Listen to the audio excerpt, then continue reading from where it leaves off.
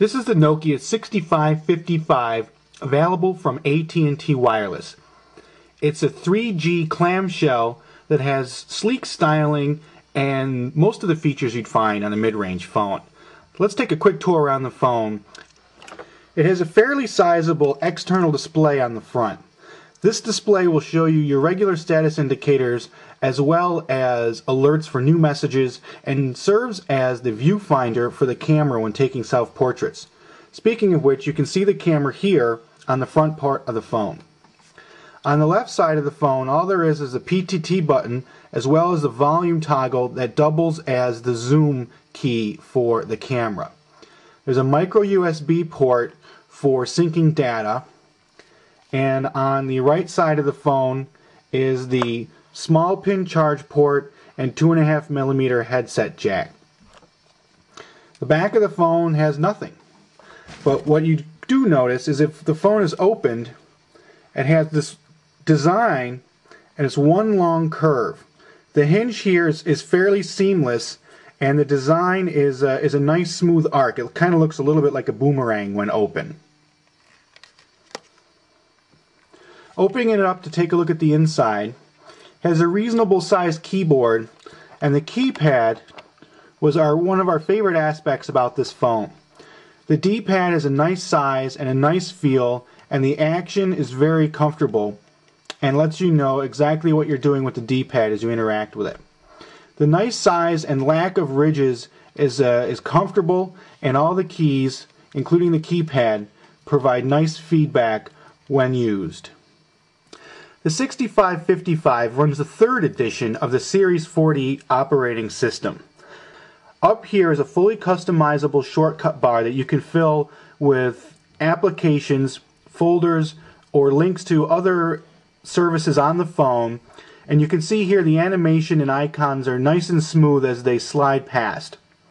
If you want to access the music player, you can slide down here and hit the center of the D-pad, and you can also have a snapshot of your calendar and any notes you may have saved for yourself. The 6555 comes with a pretty decent music player. Going into the music folder here, you'll see a large number of applications. Now, most of these applications are browser-based and or things that you have to pay for, like XM radio. If you just want to listen to your tunes, just go straight on ahead to the music player. Jumping in here, you can see we have access to our artists, albums, and genres. One neat trick is when we hit our artist, you can see that there's a little arrow next to it. Hitting artist, you'll see it drops down a pull-down menu with the artists we have on the phone. We can do the same thing with albums. It'll show us all the albums. And because it's not loading a new page, this makes jumping around and selecting your music much easier.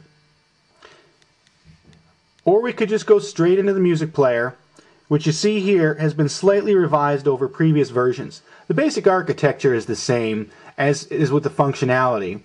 Hitting the D-pad will fire up our music. As you can hear, even with the setting of 1, it's very loud. Turning it off and turning it back on here, plenty of volume. Hitting the D-pad to the left or right will skip forward a track or back a track. And if you want to see your playlist to see what songs are coming up next, hit down on the D-pad and you can see your playlist. Or if you hit up on the D-pad, it will bring you back to the main menu while still playing your music. Composing new messages is also neatly updated with the third edition of Series 40. Let's check it out. The first step is to add a recipient. So we'll hit Options, add a recipient. We want to add it to, we want to add it to a contact, we'll add it to send it to myself, and there we are, automatically inserted. Now we have to add some content.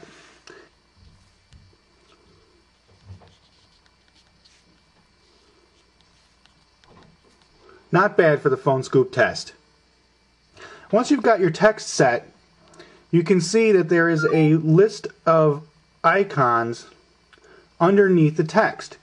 Here, you can choose to insert just about anything that you might want into the message. So let's see what happens if we choose to insert an image. And here are all our images. We'll send a picture of a guitar. So there it's changing the message automatically to a multimedia and preparing it to go. So from here, we can just insert another image, or we can set send, or we can use the options menu to do other tasks. But for now, let's just hit send, and we'll get this message on its way. Overall, the 6555 is a solid phone. It packs a good feature list, including stereo Bluetooth, 3G data, with a stylish package. It has a solid music player, and though the camera and video and gallery applications aren't as good as we'd like them to be, it's still a solid choice for a feature phone.